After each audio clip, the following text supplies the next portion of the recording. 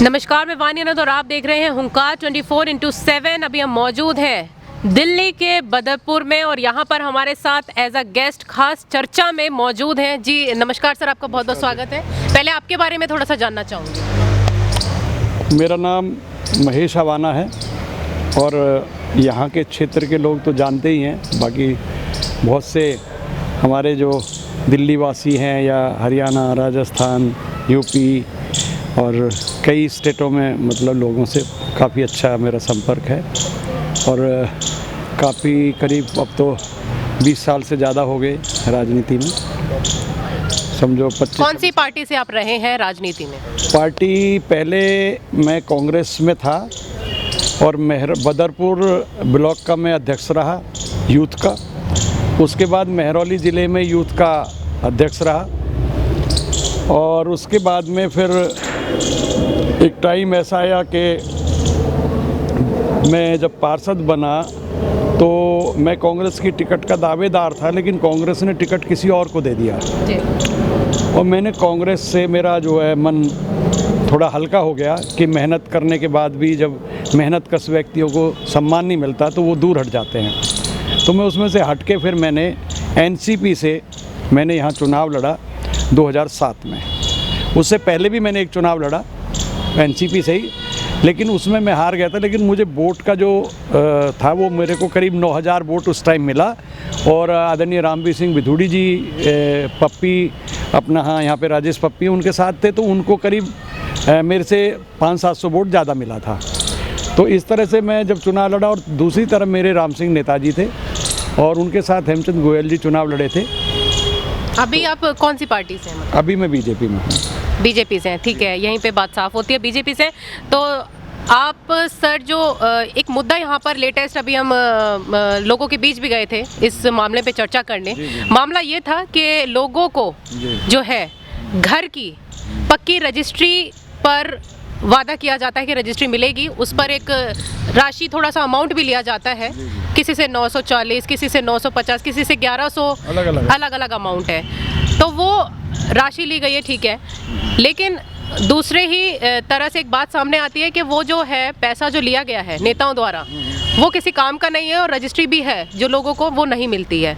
तो ये क्या समझे कि पॉलिटिक्स जो है किस तरीके से क्या करना चाह रही है, मतलब बीजेपी द्वारा ये क्या किया जा रहा है, यही सवाल है मेरा आपसे। मैं आपको बताना चाहूँगा कि ये कोई पैसा कोई नेता अपनी जेब के लिए नहीं ले रहा है, ना ही कोई अपनी जेब में रखा है। इसके लिए बाकायदा सरकार के द्वारा कैंप लगाए गए हर वार्ड के अंदर, और जो हमारे पास क्योंकि यहाँ पे रजिस्ट्रियाँ नहीं हुई हैं किसी की भी, पावर ऑफ अटर्नी पे ज़मीनें बिकी हैं और पावर ऑफ अटर्नी पे जो ज़मीनें बिकी हैं उनकी रजिस्ट्री करना बहुत ज़रूरी है। तो उसके लिए जो सरकारी शुल्क लगता है, जो केवल सरकारी शुल्क लगेगा, उनका जो खर्चा होगा सरकारी तौर पर, उसमें कोई किसी का 1% भी 0% मैं कह सकता हूँ कोई किसी का वो नहीं है उसमें हस्तक्षेप के भी किसी को पैसा मिलेगा। वो सीधा सरकार के खाते में जाएगा और जो लोगों के पास प्रॉपर्टी है जिसके पेपर उन्होंने जमा कराएं उसको रजिस्ट्री में तब्दील करके सरकार उनको देगी। इसमें समय लग सकता है लेकिन किसी का पैसा कहीं मार में नहीं है, ये मैं आपको क्लियर कर रहा हूँ, बिल्कुल खुले शब्दों में कर रहा हूँ। कितना समय सर लग सकता है? आप कह रहे हैं समय लग सकता है, ठीक है, सरकार के द्वारा, लेकिन 1 साल भी हो चुका है। कई लोगों से हमने बातचीत की है, उनको हमने अपने साथ कनेक्ट किया, तो लोगों का कहना है कि 1 साल से भी ज़्यादा जो कि है समय हो गया है इस बात को लेकर कि उनको पावर ऑफ अटॉर्नी जो है रजिस्ट्रेशन पूरा जो उनके मकान का है पूरा वो मिलेगा, अथॉरिटी मिलेगी, लेकिन वो नहीं दी गई है सरकार द्वारा। तो ये क्या मतलब कैसे फेक माने, क्या इस चीज़ को हम फेक तरीके से सामने आई है जो ये पॉलिटिक्स है? नहीं, बिल्कुल ये फेक नहीं है, ये बिल्कुल एक कड़वा सत्य है। लोगों ने जिन लोगों ने पैसा जमा किया, हमारे पास भी लोग आए थे, तो हमने उनको ये कहा था कि जिसका मन अभी करने को करिए, पैसा जमा करिए, पैसा आपका सुरक्षित है, ये हम गारंटी दे सकते हैं। उनका पैसा कहीं भी मार में नहीं है, 1 रुपया भी उनका कहीं जाएगा तो मैं अपनी तरफ से, अपनी पार्टी की तरफ से ये क्लियर कर रहा हूँ आपके सामने कि हम उस बात के दोषी होंगे। लोग हमें हमारे सामने बोले उल्टा जो भी बोलना उनको। तो लोग तो परेशान है सर कि रजिस्ट्री नहीं मिली है और पैसा लिया गया है। 1 साल पहले की बात हो गई है और पैसा लिया गया है पर रजिस्ट्री अभी तक नहीं मिली है। आपको बताऊं, ये आप जानते हैं सरकार की कुछ पॉलिसियां होती हैं और जिनको लागू करने के लिए कई तरह के प्रोग्राम बनाए जाते हैं, कई बार मीटिंगें होती हैं, सारी चीज़ें एक बार नहीं हो पाती हैं, तो उसमें कई बार सरकारों को भी टाइम लग जाता है, चाहे वो केंद्र सरकार हो, दिल्ली सरकार हो। लेकिन ये जो रजिस्ट्रियाँ होंगी, इसमें केवल केंद्र सरकार या बीजेपी का मैटर नहीं है, केवल इनके पार्षदों का भी कोई मैटर नहीं है कि भी बीजेपी के पार्षद हैं या कांग्रेस के हैं या आम आदमी के हैं या अन्य जो इंडिपेंडेंट हैं, वो सबके लिए एक ही रूल है, एक ही बात है, एक ही केंद्र सरकार है, एक ही दिल्ली सरकार है। दोनों का आपस में ये तालमेल का मामला है। इसको दोनों सरकारों का इसमें कई मीटिंगें हो चुकी हैं। अभी पीछे हरदीप पुरी जी भी यहाँ आए थे, हमारे यहाँ ओजोन का एक एरिया मामला चल रहा है इस नहर के इस पार, तो वो ओजोन के मुद्दे पे भी उन्होंने से बात हुई, लोगों ने अपनी तरफ से बात रखी थी। अभी हमारा मुद्दा जो है सर ओजोन नहीं है, अभी जो मुद्दा है रजिस्ट्रेशन के विषय में ही मैं बता रहा हूं। पक्की जो है रजिस्ट्री जो लोगों को चाहिए थी वो अभी तक नहीं मिली, वो मुद्दा हम लोग लेकर हुंकार की टीम आपके पास आई थी। और मैं आपसे जानना चाहूंगी कि समय लगेगा, आपने कहा, तो समय आखिर कितना लगेगा वो मैं आपसे अभी जानना चाहूंगी। देखिए, इसके बारे में बिल्कुल एकदम मैं खुलासा नहीं करूंगा कि कितना समय लगेगा, क्योंकि आज आप अचानक मेरे पास आए हो, तो मैंने अभी अपने सीनियर लोगों से बात नहीं की इस विषय में कि कब कितना टाइम और लग रहा है, क्योंकि झूठ बोलना मेरी आदत नहीं है और ऐसी फेंकना, जैसे आपने कहा फेक न्यूज़ हो जाएगी, तो फेक न्यूज़ हम देते ही नहीं किसी को भी। तो हमारा सीधा सीधा एक ही सिस्टम है। मैं आपको एक चीज़ की गारंटी दे सकता हूँ आपके चैनल के माध्यम से कि किसी का 1 रुपया भी, मैं अपनी तरफ से अपने वार्ड की गारंटी दे रहा हूँ पहले तो, फिर मैं अपनी बीजेपी सरकार की गारंटी दे रहा हूँ, क्योंकि आम आदमी पार्टी की तो मैं गारंटी क्यों नहीं दे सकता, क्योंकि वो उनका मैटर है। लेकिन मैं ये कह सकता हूँ कि भाजपा में जितने भी लोग हैं, जितने भी भाजपा के पार्षद हैं, कहीं किसी का 1 रुपये का भी अगर कोई इल्ज़ाम उन पे आएगा, तो मैं जनता के बीच में कह रहा हूँ, जनता उनका बहिष्कार करे, उनके खिलाफ जो भी करना है करे, 1 रुपये का भी आपको फर्क नहीं मिलेगा, मैं गारंटी दे रहा हूँ। क्योंकि मैं जनता की आवाज़ बन के अभी आपके सामने आई हूँ सर, क्योंकि वो परेशान थे, लोग जो थे वो परेशान थे, वो उन्होंने अपनी परेशानी जो है हमारी टीम के साथ जो है शेयर की है, और मैं उनके जो है उनकी आवाज़ बनकर आपके साथ यहाँ पर आई थी। बिल्कुल, आपका कहना वाजिब है और लोगों की बात भी सही है कि जब इंतज़ार हो जाता है, साल भर हो जाता है, तो लोगों को अपेक्षा रहती है कि भाई ये कब तक होगा। लेकिन लोगों की अपेक्षा ये भी है कि हमारी कॉलोनी भी अप्रूव होनी है। हम भी उस कैटेगरी में आते हैं, क्योंकि जहां आप बैठे हो, हमारा ये भी एक ज़मीन खेत है, चाहे मेरा ही है, लेकिन हम भी कॉलोनी के दायरे में आते हैं। क्या मैं नहीं चाहूँगा कि मेरा एरिया अप्रूव हो? क्या मैं नहीं चाहूँगा कि मेरी भी इनकी पक्की रजिस्ट्री हो, चाहे भले मेरे दादा लाई ये ज़मीन है ये, लेकिन मैं भी चाहूँगा कि जो डॉक्यूमेंट्स मेरे पिताजी ने मेरे नाम किए, क्यों रजिस्ट्री तो मेरे नाम है।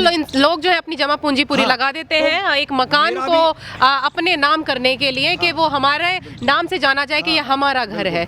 तो एक आशियाना, तो आप समझ ही सकते हैं कि कितनी अहम चीज़ है लोगों के लिए। वो अपनी पूरी खून पसीने की कमाई को जो है जमा करके अपने लिए आशियाना खड़ा करते हैं। आपसे सवाल मेरा ये है सर कि जो आपके MLA हैं, उन्होंने पूर्व MLA पर जो है एक सवाल खड़ा किया था कि जो ऑफिस है वहाँ पर उन्होंने प्रदर्शन वगैरह भी किया है पहले, पर अब वो ऑफिस उन्हीं के नाम कर दिया गया है। तो उस पर मेरा आपसे सवाल है कि क्या कहना चाहेंगे आप?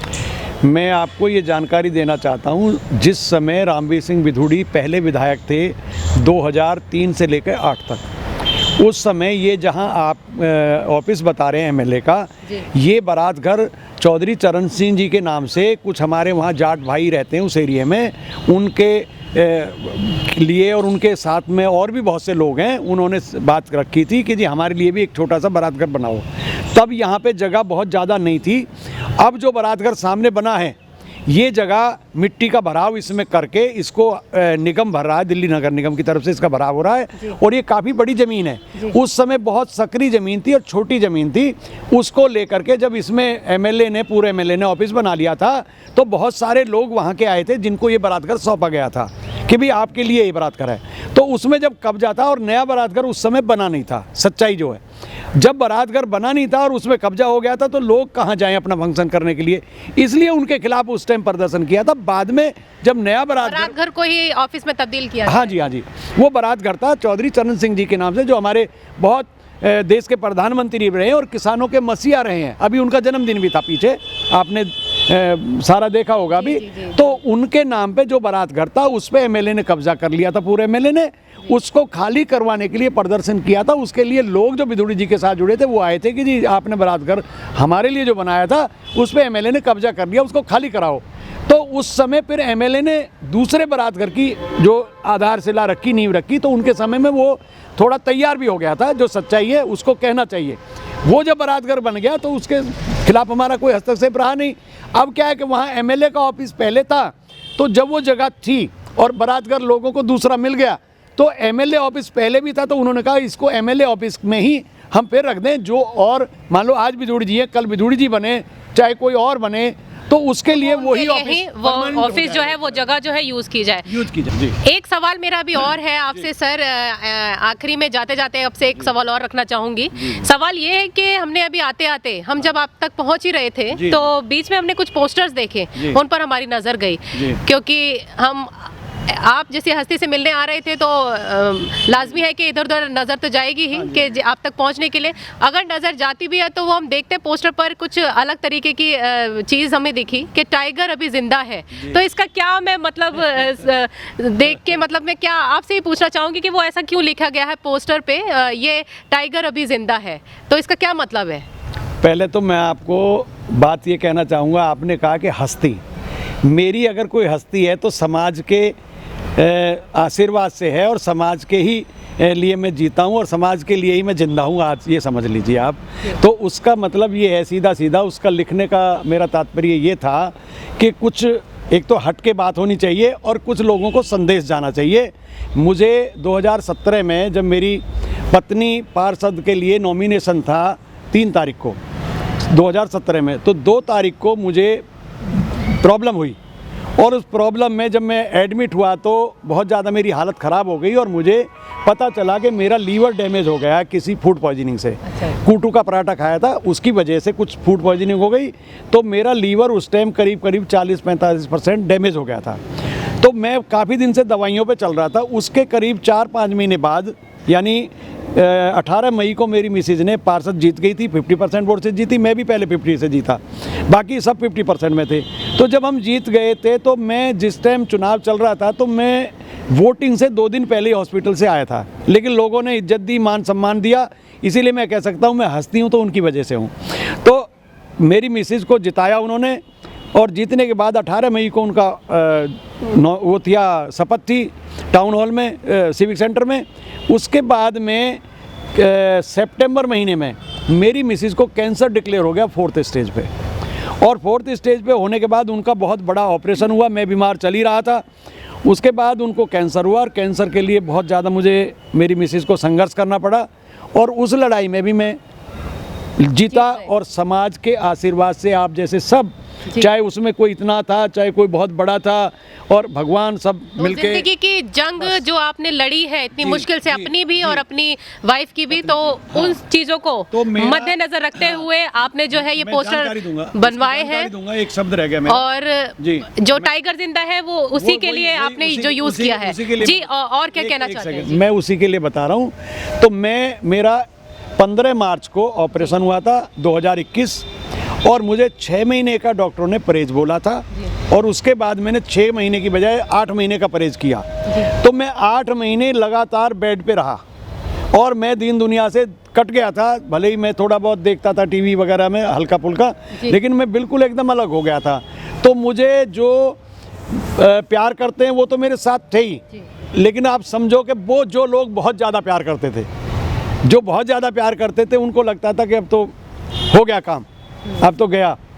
तो अब भगवान ने, उसकी मर्जी है, उसकी मर्जी, उन्हीं की दुआ है सर, जो बहुत ज्यादा आपको प्यार करते थे, उन्हीं के लिए आप फिर से जो है खड़े हो गए हैं और फिर से मार्केट में आ गए हैं एज अ टाइगर, कह सकते हैं तो सर। मैंने फिर ये सोचा कि मैं लोगों को एक संदेश दूं नए साल पे शुभकामनाओं के साथ कि आपका भाई, आपका सेवक, आपका टाइगर अभी जिंदा है जी। ये फिल्मी अंदाज हो गया सर आपका, बहुत शुक्रिया आपके शब्दों के लिए। इसी के साथ मैं वानी अनंत आपसे विदा लेती हूँ खास चर्चा से। हमारे साथ देखते रहे, यूं ही बने रहे, देखते रहे हुंकार 24/7। अपने शहर की लेटेस्ट खबरों के लिए चैनल को सब्सक्राइब करें और बेल आइकन को दबाएं।